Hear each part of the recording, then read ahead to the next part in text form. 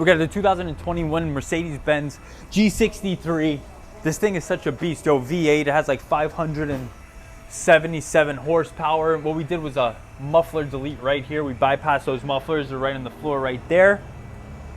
We had to install the Y pipe and run the stock tips right out of the back. It took a lot of custom fabrication, but we did a great job. This is gonna open it up a lot more. You're gonna be able to hear that V8. It's gonna sound so sick.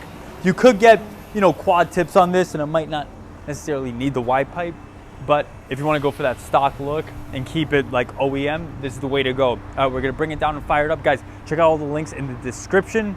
We have franchise opportunities available and merch at muffled.com. All right, let's hear this thing.